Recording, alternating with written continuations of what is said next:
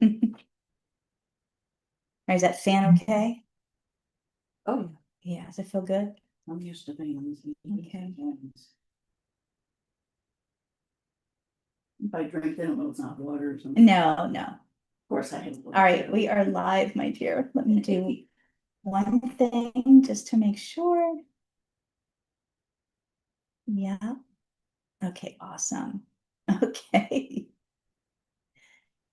All right. If I drink, then it's not water. Okay, no, no. Of course I have. They- All right, we are live, my dear. I'm gonna go ahead and Just to make sure. let me go ahead and turn my volume down. All right. Hi, everybody. I am gonna hit go.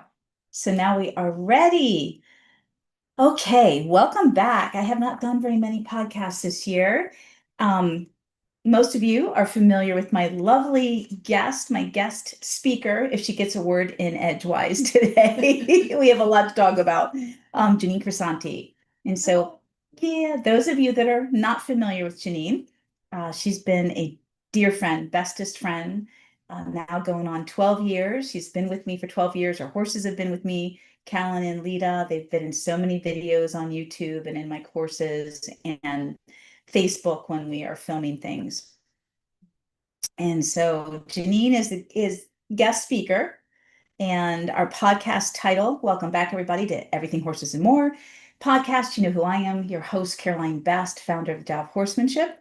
And our title today is They Knew Before We Told Them, Listening to the Herd, Honoring the Emotional Lives of Our Horses Through Change and Transition. And before we get started, just to let you know why my fingers are purple, and thank God my shirt isn't.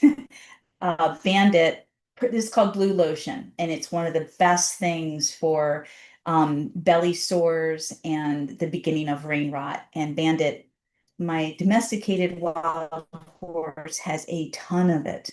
So he's peppered all over his body with blue lotion, even with the rag. And I can't believe I've got it all over me, but it'll come off later.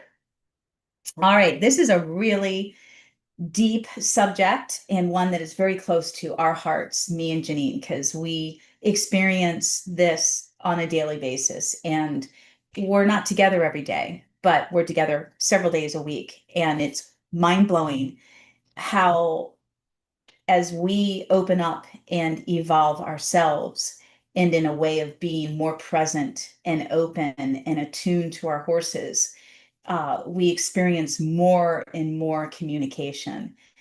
And just as an example, we were doing a lesson the other day this week. Today is what, Wednesday? So it was Monday.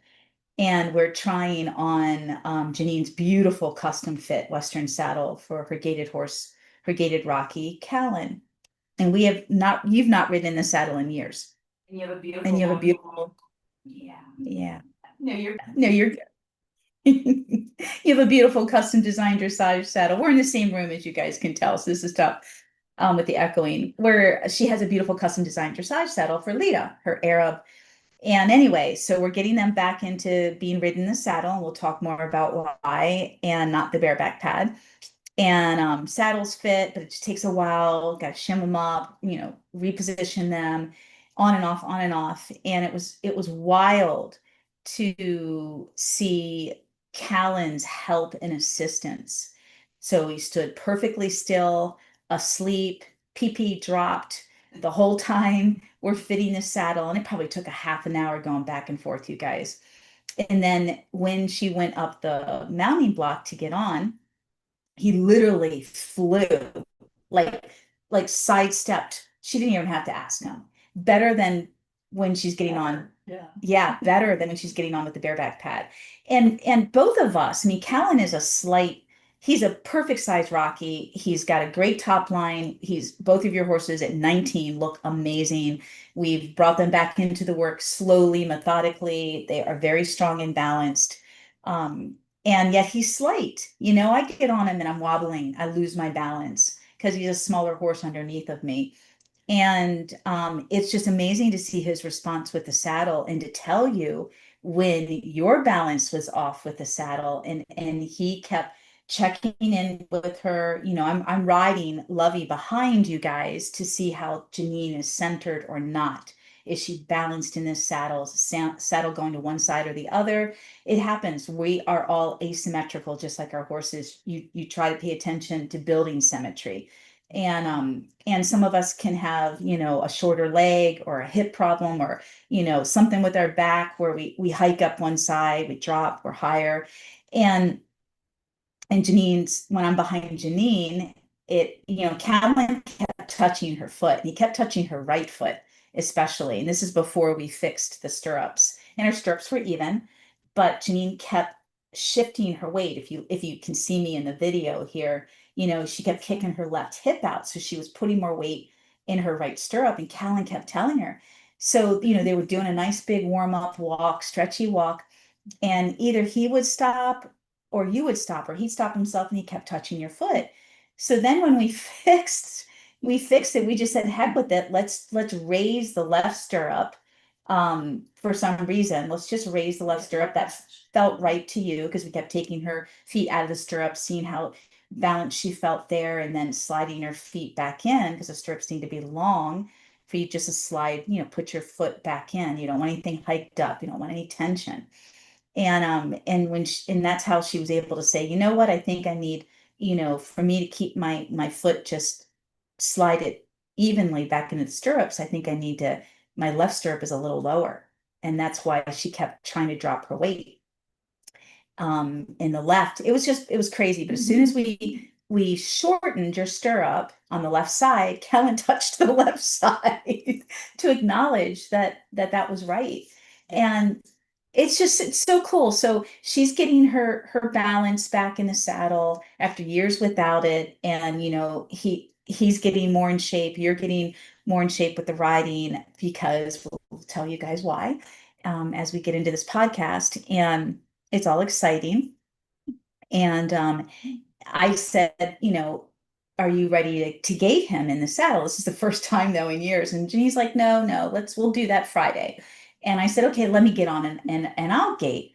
So all I do, I get on Callan, no feet in the stirrups because I don't want to mess up her stirrups. And he just starts out at a big walk and he's like, he already read my intention. And you guys know I'm super strong with my energy and clear, but I'm also very grounded and relaxed. But he was like, let's go. The saddle fits fine. I'll show you how. And I was like, dang, okay, here we go. We're just gating and came back down to a nice big walk. And he's like, and here we go again. So we just did two quick, we were doing the 20-meter circle. So we just did two sides of the fence gating, and that was it. Um, they just know everything, but we have to get to that place, and so do our horses, because they also have triggers and emotional blocks. So let's dive into they knew before we told them and what it all means today. So I'm going to read a little bit of the post that I created in the email that went out. I'm going to do a lot of reading just so I stay on course. And Jeaneen, just if I'm not paying attention and you need to say something, just unmute yourself and start talking, and I'll shut up. Wait, Caroline, there's a thought. So horses are incredibly intuitive, emotional beings. And when they live in a healthy herd, like ours here, the bonds they form run deep. Everybody is family here. And horses that come and the longer they stay, they become family too. And that has to rely, or does rely totally on the fact that they're all doing the same thing and learning the same thing, and their nervous systems are being regulated. Granted, a new horse comes in that's really dysregulated, my herd will not acknowledge them, will not allow them in. They're very protective. And so much of that has to do with it is instinctual, you guys. It is their survival instinct, their nervous system regulation. They don't want crazy. And so the more you work with the horse that's dysregulated, then the healthy herd will allow them in. That's just normal and that's life. So these horses here, and there's 7, I have 5, and Jeaneen has 2. They are family. They've been family for 12 years, except for Bandit, my domesticated wild Mustang. He's been here going on 4 years, I think. And of course, Blue, but everybody else came from the old place, the old ranch. And of course, we've buried Smokey and Legend and Sundance. So they were all family. So they rely on another for safety, and it literally is nervous system regulation. companionship, comfort, and connection. Connection through the bonds, the heart coherence, and the nervous system. So when change is coming, especially one involving separation, they feel it often before we've even said a word. So today is July 16th. Let me give you guys a background. Let me spill the beans. So a couple months ago, or maybe 3 months ago, my timing could be off. You know, I sat down with Jeaneen, and you all are going to hear this for the first time. And I said, listen, when Mason graduates in a year, Kurt and I are going to be selling this farm. Yes, everybody, we're going to downsize. And it's just the natural progression of my business becoming more online and also more boutique-y. So I'm just doing a lot of private work and online work in coaching. I'm not training horses anymore.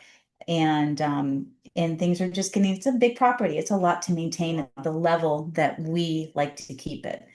And so as a best friend, I'm like, and she's my realtor. I'm like, there's no way I'm going to say in a year, oh, Jeaneen, we're getting ready to sell the house. Good luck finding a new place for your horses, which we don't even want. We don't even want the separation. But life is changing. And I honestly, I don't know where I'm going to end up. I don't know if we're going to stay in Florida. I don't know where. It doesn't matter where we go. My business goes with me, right? So that doesn't matter. My husband and I would like to stay in Florida. We just don't know. So that's Jeaneen being a realtor. She sold it. She found our farm for us. So that being said, this was a meant to be. It was divine for Jeaneen. So you found your dream home. You and a husband have been not looking, but you've been waiting to find your next forever home. And you guys, yeah, quite some time. And you were in Kentucky. Remember the horses went the other year to Kentucky with her, and they had business there. And they were gonna, yeah, you were gonna stay there. You were gonna move to Kentucky. Yeah, you were thinking about it. It was pretty strong.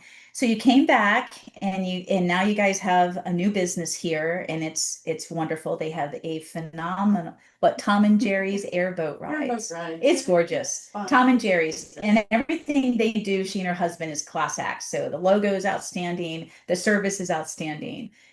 So they're here for good. So they found a fabulous home and divine intervention, you also found a fabulous new boarding facility a mile from your new house. Such a blessing. It is a blessing. And what else makes this spectacular for her and for me is it backs up to Florida's best Greenway, the Greenway, the best horse trail riding system in Florida, the Greenway. Real close to Florida Horse Park. Yep, close to Florida Horse Park. So that happened like that. And so when that happened, we both went through anxiety, she and I, and we're excited, but we're both crying and nauseous. And you're not sleeping, you're worrying about your horses. And that got me worried. And so about a month ago, I started to try to separate the herd or the herds. And it did not go well. It did not go well. Blue, my 7-year-old started cribbing. And he came to me. Now, the long story of Blue is he was born on this farm. And Barb, the former owner, just lives up the road. So he was birthed here. He had a crazy biological mom.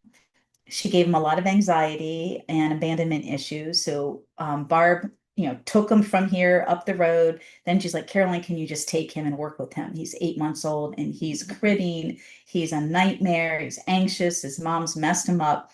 So I was able to get rid of the cribbing. I've never seen him crib since he was 8 months old and he's 7 now. And he started cribbing. Not a lot, you guys. I caught it. Oh my God, exactly. I interrupted it or I just kicked him out, you know. I didn't keep him in during the day like I like to because of the heat and his sensitivity, his skin issues, which are they're so much better, but still, the heat's hard on all of these guys.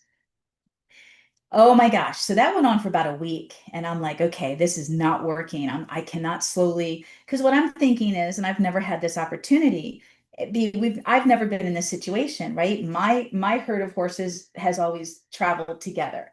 And now I have Jeaneen's herd that has become the family herd. And I've never had to separate them. And so I started to panic and I'm like, what can I do? I've never done this before because they've always moved together. So maybe I can start to slowly separate them and put them in different herds, Jeaneen's two together and oh my gosh, it everybody was up. There was stress. There was hollering, there's never hollering. The horses were just out of it. You could just tell they were more anxious, and none of that exists here. You had Blue starting to crib.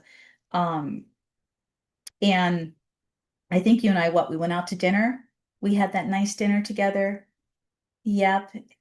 And we're talking as we always do. And I just was like, I gotta stop and just put him back and not worry about it.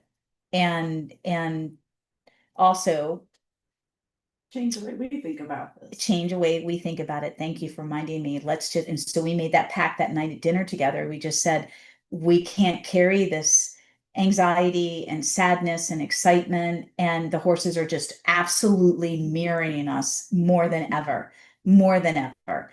And maybe it's more than ever just because of how intense it is for us. Um, and where we are. I mean, everything keeps growing and evolving. It was just crazy. So, as Jeaneen is my witness, I swear to God, after we did like our energy, whatever you want to call it at dinner, and then I came home and did the same energy work and groundedness and manifesting before bed. My energy completely shifted by the time I woke up the next morning and everything else shifted. It's like night and day. It was night and day, night and day. Now, again, why is this so profound for us?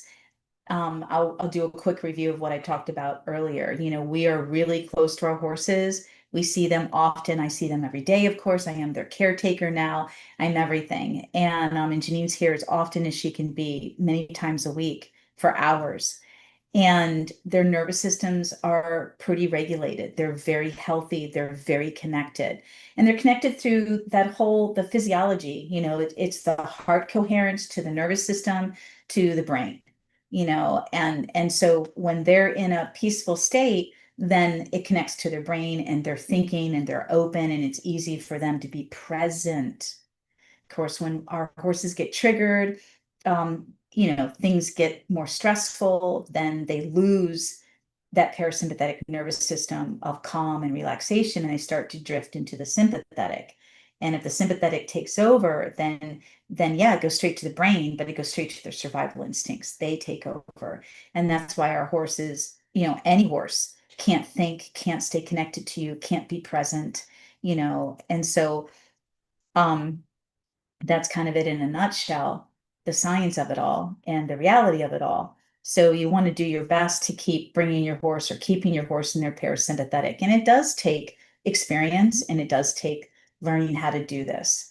And so, now I think it took about a week for Blue to stop. Like I caught him a couple of times. He was still very anxious in his normal paddock and wanting to go out. So I would let him out with Joey, just didn't want to be over here. Oh, that's what I did. I even moved the horses around. I even moved Lovey and Blue down here with Store, and I moved, I The just tried, stalls, yes. yeah, the stalls. I moved the stalls around, and nobody was happy. So that was that first week. I'm like, okay, let me just move some things around. So Lovey's and Blue are not so attached to Lita, and vice versa. And I was trying all sorts of stuff. Yeah, it did not work. Took Blue a little bit more time to get settled, but I spent a little bit more time with him too.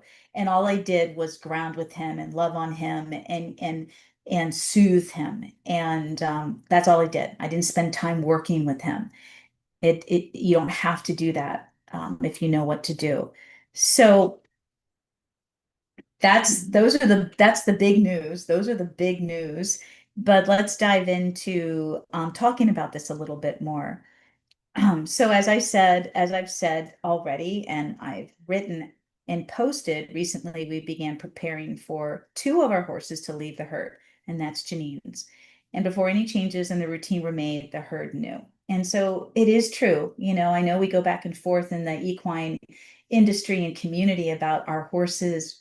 Are they really mirrors, reflections of us? And, yes, I believe they are completely, but it's also how we use those words, mirror and reflections. Here's a perfect example of them understanding that there's a big change. And if y'all know me, I always say, horses are conscious leaders. So when they are present and in a regulated nervous system, they are at their healthiest, and they are like any of us would be. They are at their prime. It's their opportunity to tune in and do what they do magically. And as conscious leaders, for we humans, for humanity, they are wonderful guides. When people come to work with me in person, and my schoolmasters, my herd, I always say my horses are your teachers. I'm just your coach. I'm just your cheerleader. And so you have healthy horses here, including Jeaneen's, that often show up for the group and say, "Hey, pick me. I've connected with you, human. I'll go in and do the work, even though I don't know you," because they are healthy enough to not take on the human. They're not taking on anybody's stuff. They're just showing you where your stuff is. Hmm. And when you have a healthy horse, they're not easily affected. They're just like, huh, you're not clear. I don't understand what you're saying or what you're doing. So I'm just going to stand here and wait. Or I'll just walk around you because your head is really buzzing and busy. You're thinking too much. You're not in your body. And that's what we all, aspire to, I would hope, in our horsemanship, is to get our horses healthy enough that they can guide us, that we can lean on them. And they can lean on us, of course. Absolutely. Like I helped Blue, relax. So that's the power of connection. That's what I'm always teaching and preaching, the power of heart coherence and nervous system connection. And there's the science behind all of it. That you can get as woo-wooey as we love to get, the whole spirituality of it, the intuition of it, the fact that yes, I do absolutely believe in telepathy and all the time, and being able to, hear your horses and communicate with them non-verbally. Absolutely. Mhm.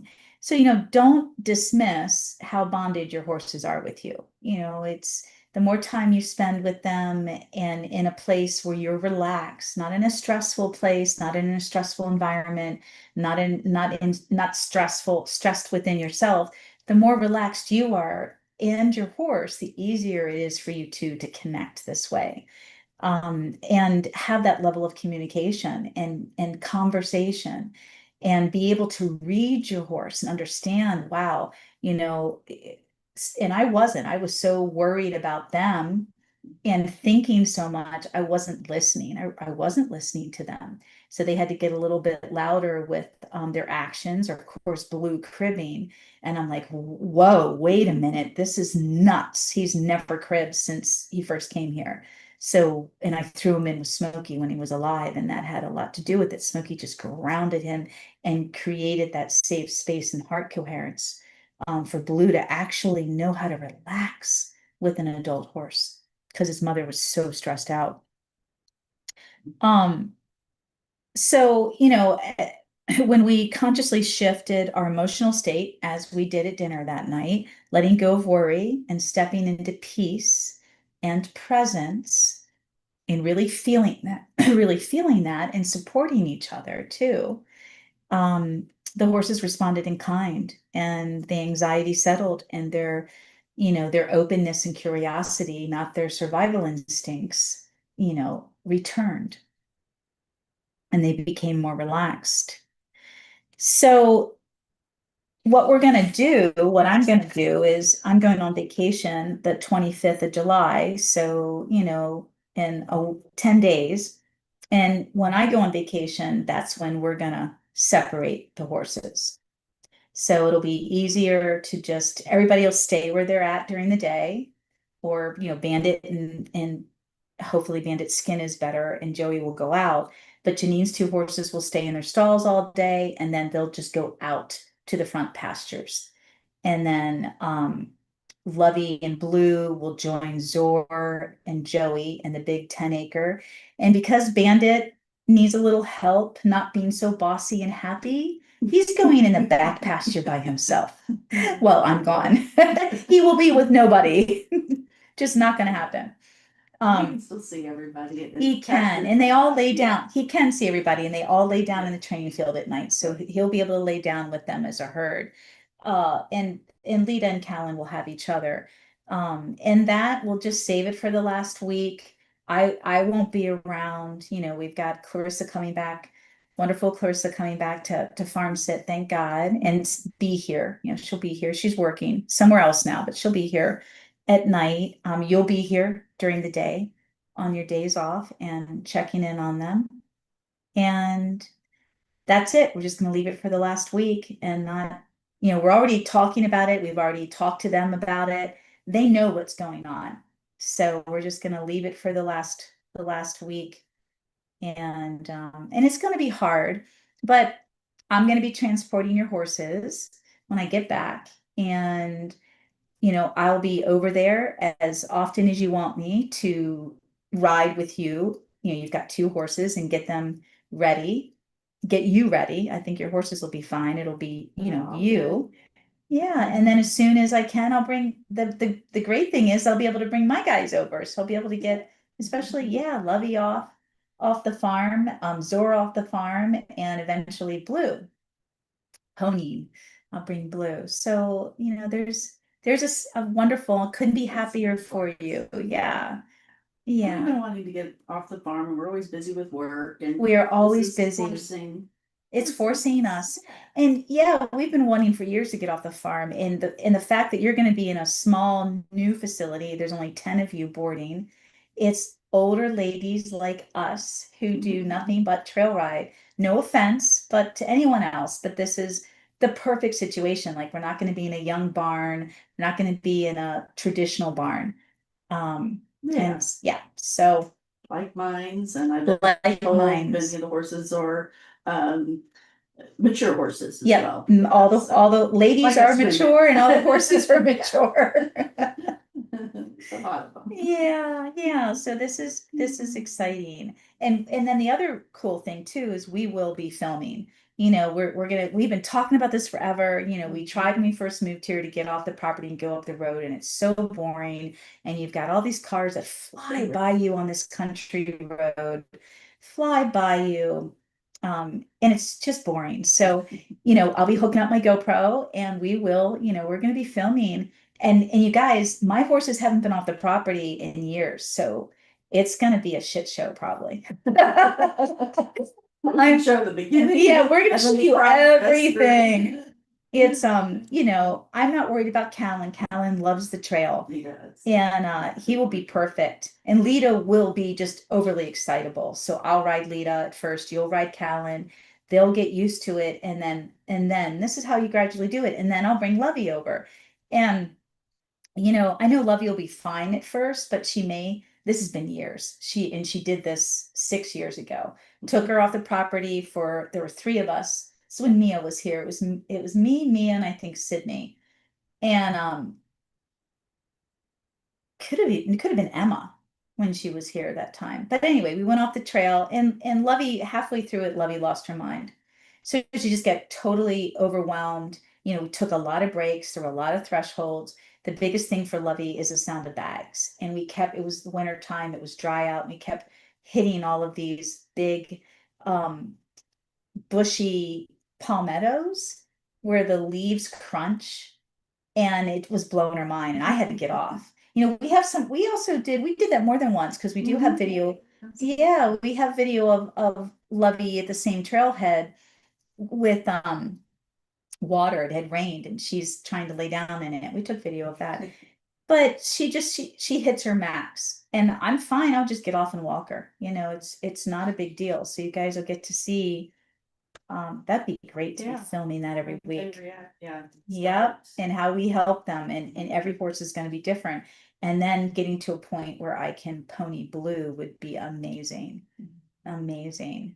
Oh, he'll be good. He just loves to go with us. He does. Well, he does. He free lunges. freestyle out here. Like when we were riding the 10 acre, like we do, and we film that and we go around a couple of times and work around the trees and stuff like that. He's right there with us. So he's like it's like a fish. He's right beside us. Um, so there's a couple of topics I want to bring up that we can dive into a little bit. And let me check to see if anybody has any questions. Come to Colorado. I would love to. We would love to. That would be a dream to, thanks Lola, to come to travel. Um, or you might be saying to move. Yeah. One of my, She might be saying the word. yeah, dear friends, Erica, who was also an apprentice of mine and helped me film. I had 18 DVDs before we went online, like 15 of the DVDs. She was my videographer. Yeah, we're still good friends. She's out in Colorado. Um, so let's talk about a couple things. So when herds change, helping our horses through separation and transition. So I'm a firm believer in communication and talking to your horses. And this has worked always throughout the years. When students used to ship their horses to me, to develop their horse, 90-day program or forever a month-long program, and they would come. I would say, and their horse didn't ship well. This always works. I just say, you've got to talk to your horse, let them know, and I will too, ahead of time. They understand telepathy. Trust me, this is all nervous system. Your nervous system is attached to your emotions. It's, if we want to look at the science of all of this, and so when you feel good, when you think positive thoughts, it affects your nervous system. Same thing with negative. So if you're talking to your horse, they may not understand your words, obviously, your sentences, but they understand what it feels like. And so it's not just talking to them. You're not feeding into any negative energy. You're talking to them. You've got to really ground yourself and you've got to believe that this is going to be, you have to believe that this is going to be a good experience for them. And you've got to wrangle those emotions and make sure that you are giving your horse positive feedback. So that's the secret. That's the key. You can't just say, "Oh, Toby, you're gonna be going to Caroline's. I'm so worried about you. It's gonna be okay." You can't do that. Oh my God, no. That's mixed messages. So, but if you just say, "Look, you can be honest. I'm having a hard time, authentic. I'm grounding myself, and I'm telling you, I love you, and I trust Caroline, and you've got to believe in it, and it's going to send that to your horse, and they're going to feel good about it, and they do understand." So talking to them and communicating is the first thing. I took it too far. I started separating, and it was like, what the hell? This is way too much. Give us some time. Um, So, the next topic is horses know before we speak, how our horses feel the shifts before they happen. Again, it's all energy, it's all nervous system regulation. And the nervous system is tied into our heart. It starts with our heart. That's like the motherboard of your computer, right? Without our heart functioning, we don't function. We're not healthy, we die. So the heart is, all of our feelings are in our heart. So how you go through your relationship with your horse, are you in heart coherence? Do you come from that place first?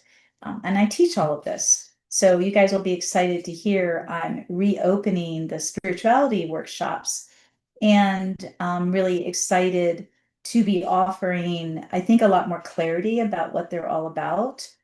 So my first one's going to be in October over Columbus Day weekend. So it gives everybody, that third day to take off, which is a holiday. But this is how you do it. This is how you heal. This is how you get emotionally agile. Your horse gets regulated. And it all starts with heart coherence. So saying goodbye together, supporting the emotional journey of a changing herd, we'll film it when we're ready to put the horses on my trailer. When I come back, which will be Saturday, and I asked Jeaneen, can you wait till Monday? Give me that day to get back. And you should be here Sunday anyway, loading up the trailer, so Monday it'll just be loading up the horses. And I anticipate everybody hollering, but if they don't holler, that's a good sign. Yeah. If they holler, that's not a good sign. And that's been our experience. So often students' horses will holler coming and leaving. And my guys will, depending on the horse, will reach out in kind, but this is going to be different because this is family. So we don't want everybody screaming. We are hoping, and we'll film it, that they are all quiet, that they know what's going on, and they know they're going to see each other again. The end. It's not the end. And if anything goes wrong at that facility, Jeaneen can come back. Um, and like I said, I don't know where we're going. Yeah, I don't know. I don't know what's going to happen. I do know, in a perfect world, I'd like to keep all five of my horses, but I am going to prepare Bandit to prepare him under saddle. I have a student of my big program coming from exciting news, Israel, for a month of study with me in September. And so we're going to really be able to film and focus on Blue and Bandit coming along and under saddle. And I have some bad news, something that I had been keeping an eye on, and it is my worst fear, and it came true. Call it intuition. So I had Zor x-rayed his front hooves, his feet x-rayed the other month, and he has advanced ring bone, and he also has side bone issues. So that's a death sentence. So he's 16. And he came to me as a 4-year-old, pretty messed up emotionally and physically.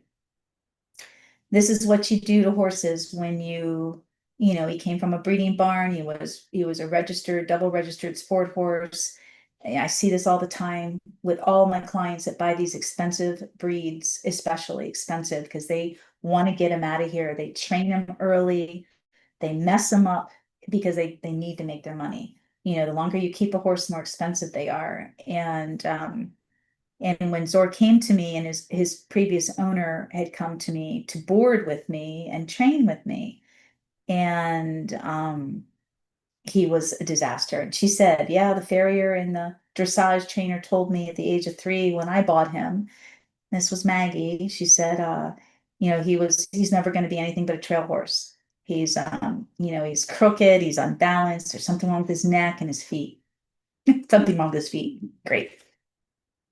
So anyway, in Friesians, he's a registered Friesian and a Canadian sport horse. So he's got a double draft in him, and Friesian bloodlines have a lot of issues, and they are predisposed for ring bone. So our drafts, especially when you start working these big horses too young, and they haven't fully developed. So, anyway, so he's got advanced ring bone. He's now on Equiox, and it's helping tremendously, and turmeric and a bunch of other holistic natural remedies, but he really needs the Equiox. So he's not dead lame. He's just ouchy. He just doesn't want to put a lot of weight on his front, and I haven't pushed it, I never would. So doesn't mean he can't come to Jeaneen's new place and walk. May only be an hour. So, but the good thing is I'm seeing him now trotting and cantering with the other horses, where he would not do that. They'd take off and he'd scream, and I'm like, this is not Zor, and he would just walk.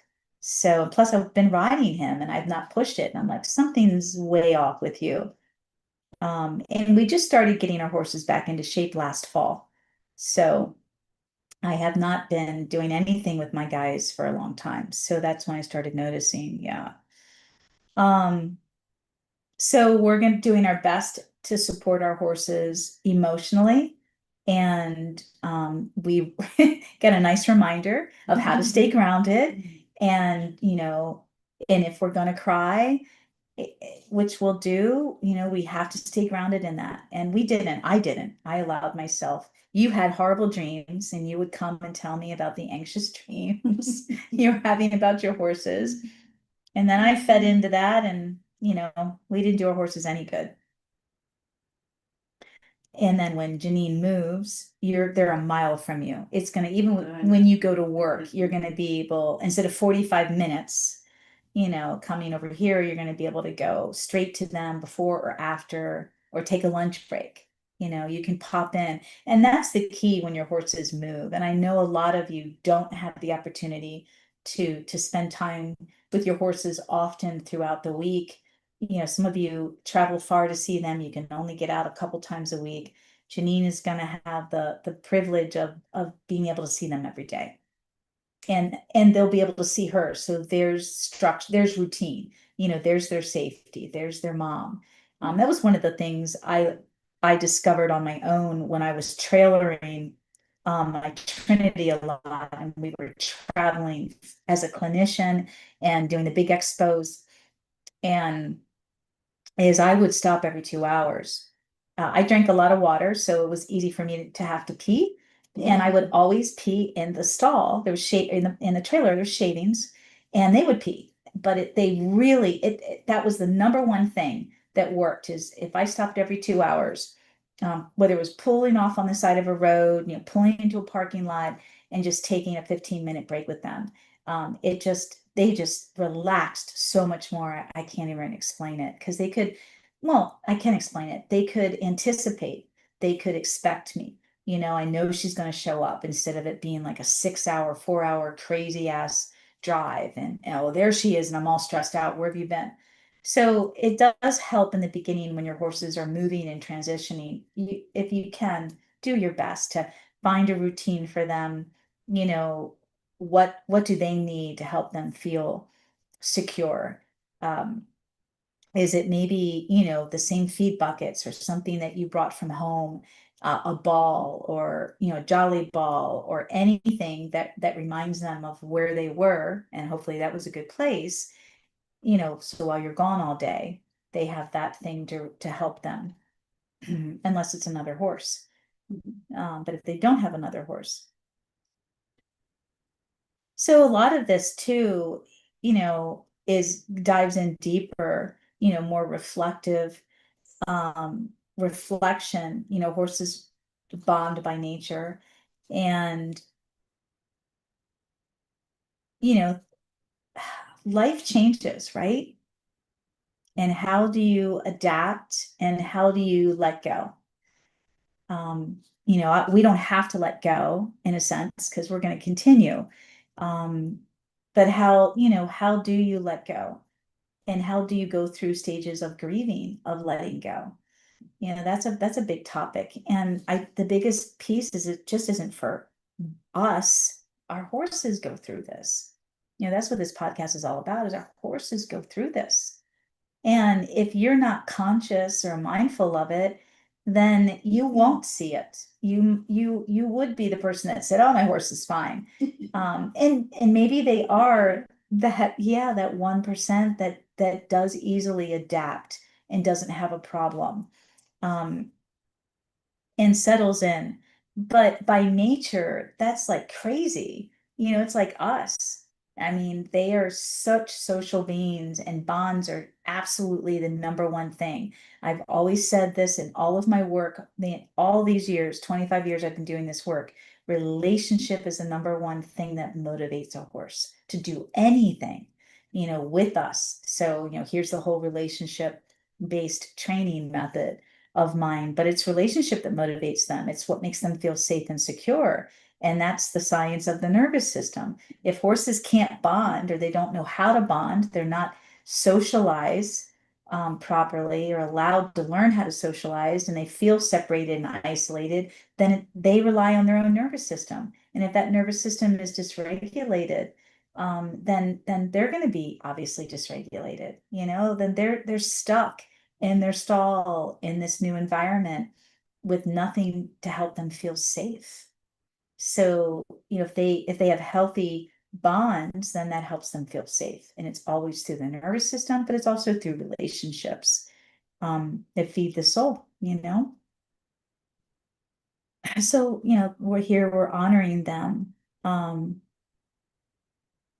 So yeah, is there anything you want to add, my friend?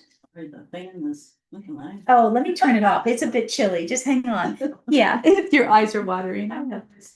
Fans. I mean, you are, and the wind. It always happens when it's winter time and windy out. There you go. So what do you want to add, my dear? Did I leave out anything? I was just surprised too, is how when we changed that they seem very, very content. I know my horses. Really can see the sadness in them. And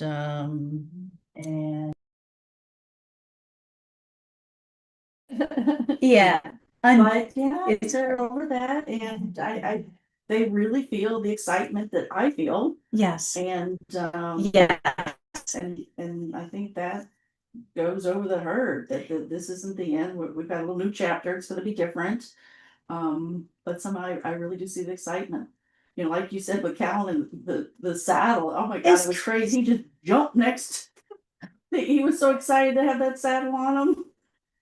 So I guess he knows he's going trail riding. You know? Yes. Like we just Yes. throw the bareback pad on right around here, and just back to the matter that's easier, you know. But It is. he was so excited. So I really can see a change in them since a month ago. You Yeah. know, the Yeah. reality kind of hit us, and that they're going through that. So obviously, I can't wait to see when it actually comes, but I really think it'll be a smooth I think it'll transition. be fine. I Mhm. totally do. I really do. It's been another eye awakening experience, Hmm. just reminding us of how connected they are. And yeah, and so this goes for anybody. We all struggle with, are you anxious? Are you nervous when you ride?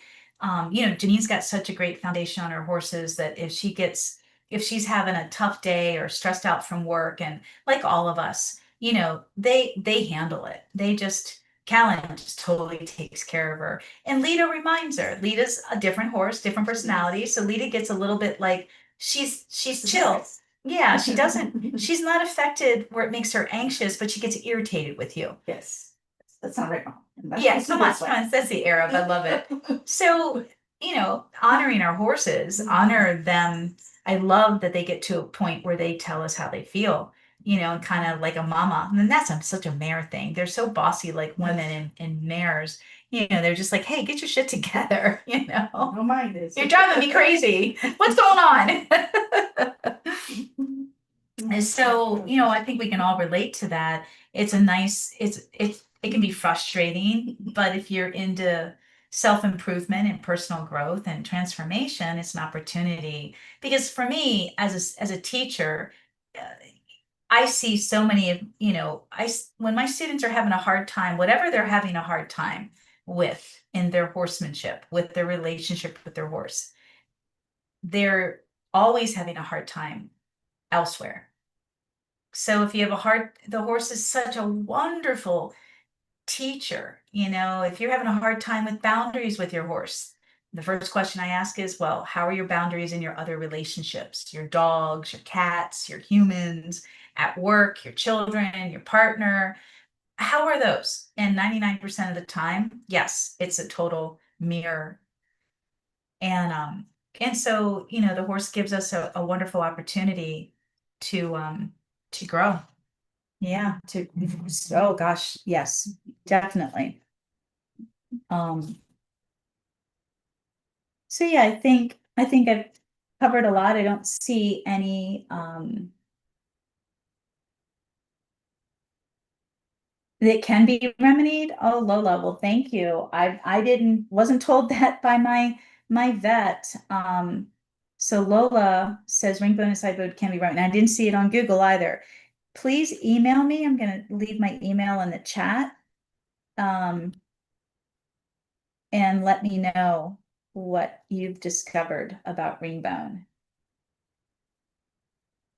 Because yeah, I could throw up. I could just start bawling about it. Um, email me um regarding ring bone.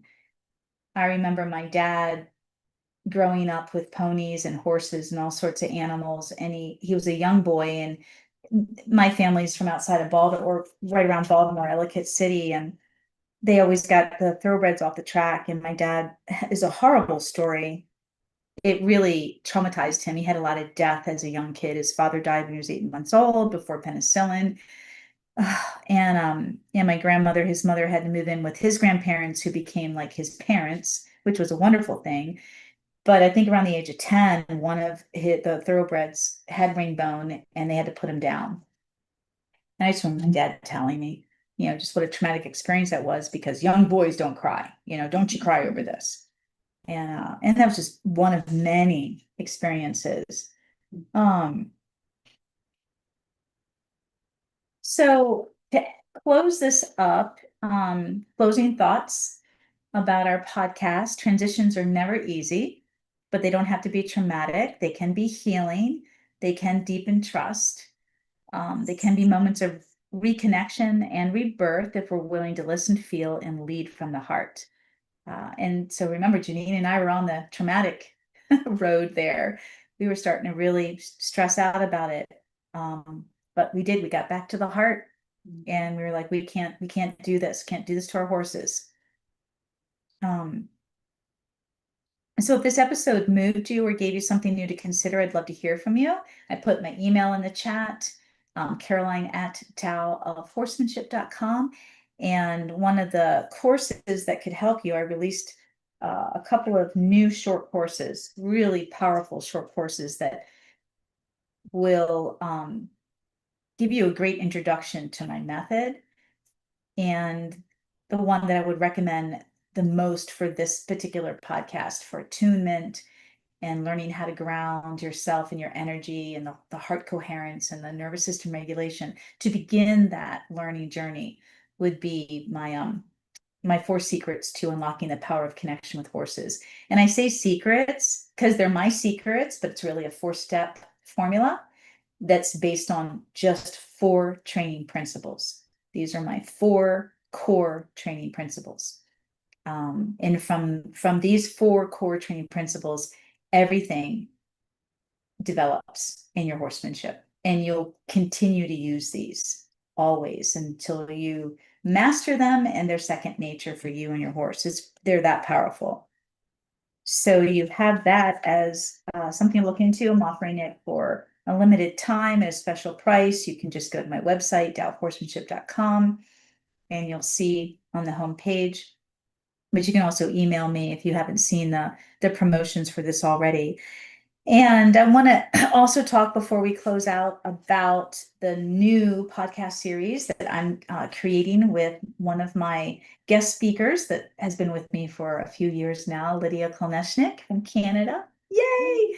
So we're putting together, hopefully this fall, and by September it'll be ready to go. It's going to be based on the wisdom of the Tao and just some of the things we're going to be talking about.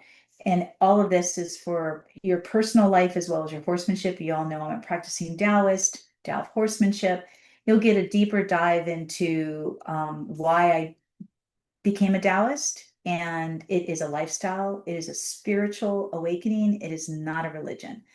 And we're going to talk about the late, great Dr. Wayne Dyer, Change Your Thoughts, Change Your Life, Wisdom of the Tao, his experience with it, and reading the great book, if anyone is familiar with the I Ching, the Book of Changes. So this is from the original. So basically, the Book of Changes, the Tao Te Ching is as old as the Bible. And it goes back to, there's 80 verses or 81 verses, and it's that old. And Lao Tzu wrote it. He was asked to write down his philosophy on life and the things that he believed in and the purpose of and the meaning of all of it. And that's basically the foundation of Taoism and the belief system of Taoism and being in flow, being in harmony with life. We all work on letting go. We all work on healing. We all work on not being so controlling in life. And, this is why I'm a practicing Taoist, because this is what's helped me with all of these areas throughout my life. It's pretty powerful. And then it brings you back into flow with all of life, including your horsemanship. So it's replacing, resistance and force with flow and the law of non-attachment, the law of woo-wee. How do you get where you want to go without forcing it or making it? It will happen. You got to learn how to set it up. So we're going to start a series and it's going to be really powerful because we're going to be talking about our own personal transformations, giving our own personal stories, as well as giving you some tips and things that you can work on. And usually these podcasts get really deep. So look forward to the new series coming, The Wisdom of the Tao, something like that. Not sure, we haven't completely formalized the topic, but I don't know if it's going to be weekly, bi-weekly, but at least every month.